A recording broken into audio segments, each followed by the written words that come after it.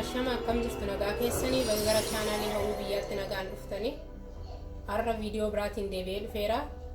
Har'a waan ani hojjechuu barbaadu ciree haala salphaatiin kuduraarraa akkamittiin qopheeffachuu akka dandeenyudha. Sana qopheeffachuuf wanti nu barbaachisu raafuu maraa xiqqooma ishee muradhanis kanatti kaarotii hundee tokkodha. Timaatima ija tokko, qaaraa ija tokko, shunkurtiis xiqqooma ishee muradhanis kanatti daakuu kupaya walakkaa qullubbii adii zinjibil dhadhaa maankaa sadii hanqaaquu lama ashaboo zayitii fi aannan miliilitira 300 qopheeffadhe. Kanaan ciree kuduraa kanarraa akkamitti akka qopheeffannu waliin ilaalla. Haa ta'u malee kan yeroo qopheessinu ani amma maatii koof naa ga'uudha kan qopheeffadhu. Namni kamuu gaafa qopheeffatu maatii isaarratti hundaa'etu waan ta'eef nama sooratuu fi maatii isaarratti hundaa'etu waan ta'eef haala sanaan kan nu qopheeffannu. Hamma gara hojjechuutti hin deema waan ta'eef waliin haa hojjennu. Amma daakuu kanan asitti naqadhee qopheeffadha. Sarraan jalqabaa hanqaaquu lama qopheeffadhe as kanatti itti naqadha.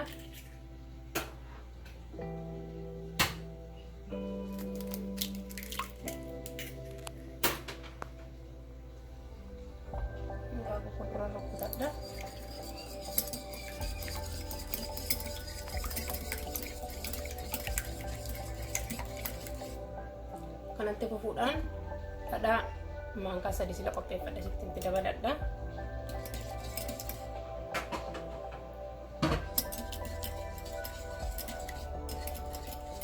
Kanatti dabalatteen booda ashaboo xiqqoo isheentti naqadha.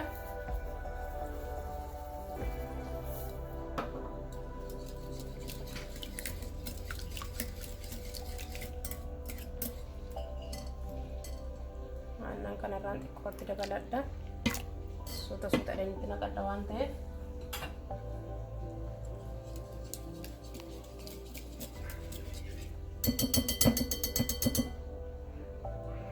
Daakuu itti naqadha.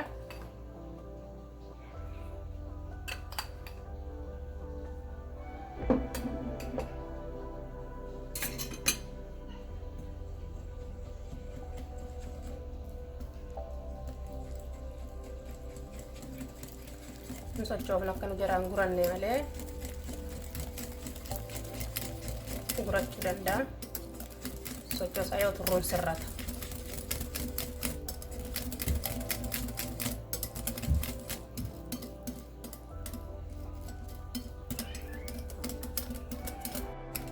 Sirriitti rukkutachuu nu barbaachisa akka nu jalaan guranneef jechuudha.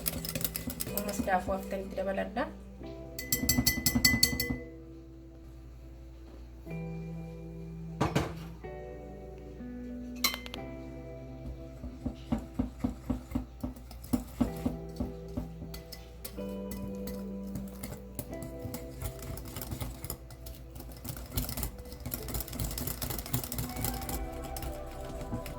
Aannan itti dabaladha.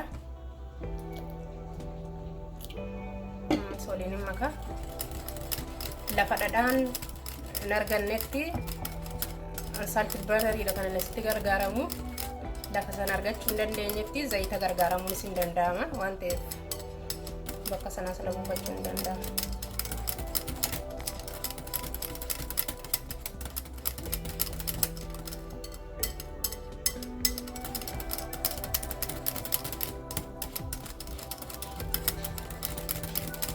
Akka kanatti sirriitti waliin makanna.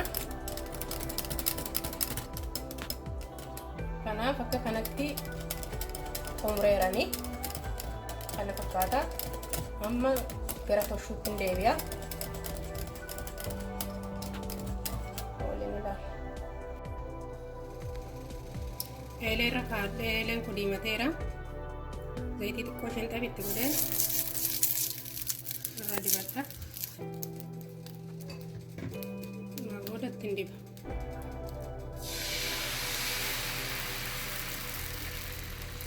Ani naannoo isheen itti diba waan ta'eef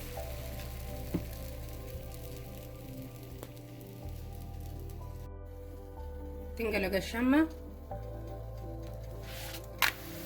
akkana fakkaata jallisa. Amma inni bifa akkasiin uu qabatutti eeggannee itti galagalchuu dandeenya.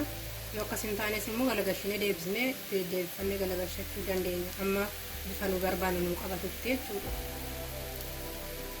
Akka kanatti toshee xumuraan. Shunkurtii akka kanatti distii kan kakadheera distiitiin ganna qadda. Waan ittiin nyaannu qopheessamma. Kana asirratti itti bakka jalaan buranne.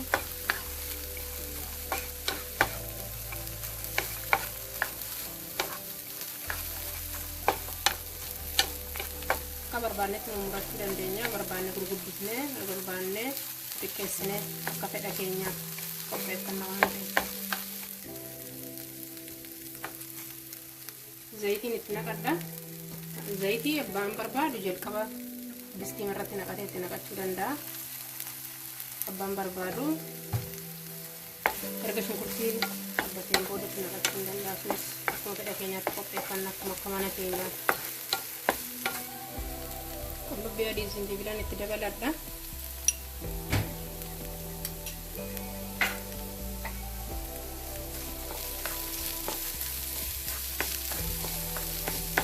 Baay'ee nama murteessa fooliin isaa namatti tola waan qullubbii adii zinjibila keessa jiru. Fooliin isaa baay'ee namatti tola. Alaa nama waama.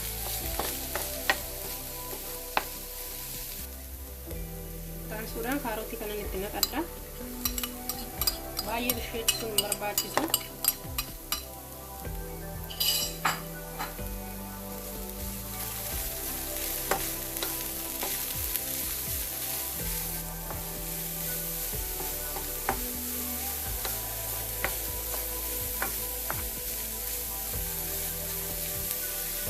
Raafuu itti dabala. Raafuu bira qopheeffadhe.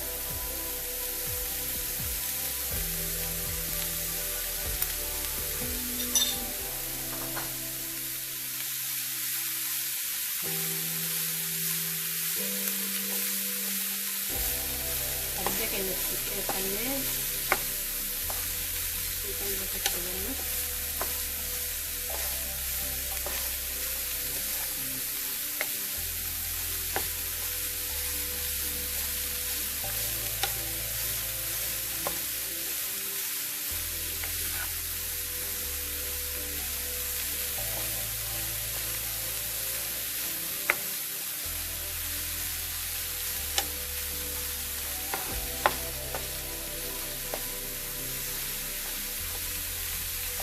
Keenya irraa kaasuu qabnu.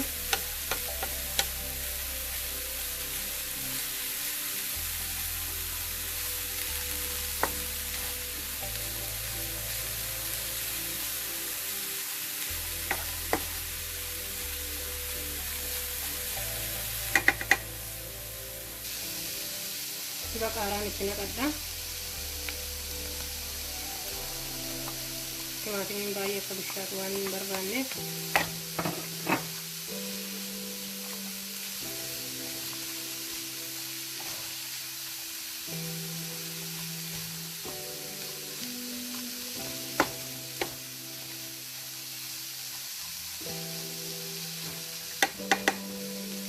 ammas timaatimiin itti naqa.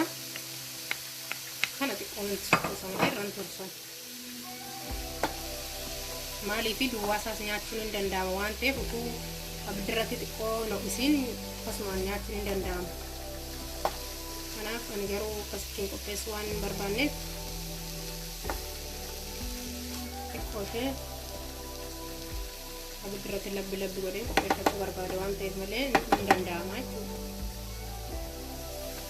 Duwwaasaa yoo ta'e abukaadoo itti daballee timaatimii, qaaraa, raafuu maraa, kaarotii akkasittiin qopheeffanna.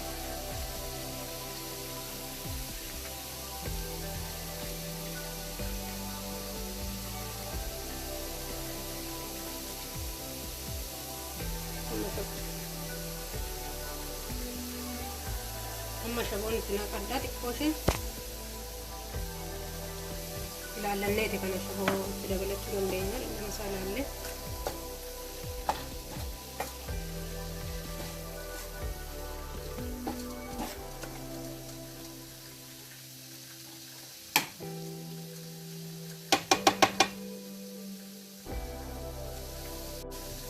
kan akka kanatti xumuradheera. Qixxanaan sila hojjedhes akka kanatti qophaa'eera. Akka kanatti hojjetadheera. Waan ittiin nyaatanis qopheesseera. Amma gara dhiyeessuutti hin deemu.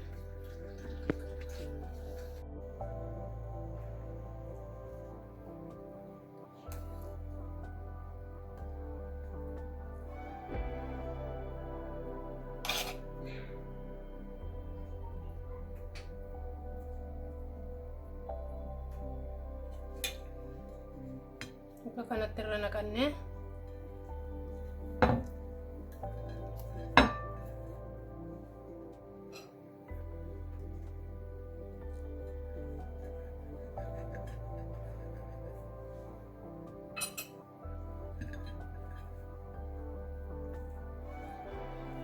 akkasittiin qopheeffachuu dandeenya.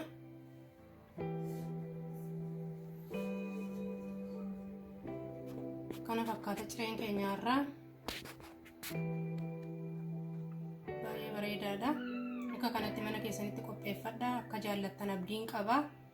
Yoo jaallattanii ta'e like, comment, subscribe gochuudhaan maatii ta'a. Yaada barreessuun dagatiina. Galatoomaa turtina waliin turtaniif torban gaarii. Viidiyoo biraadhaan immoo walitti deebinutti nagaan tura.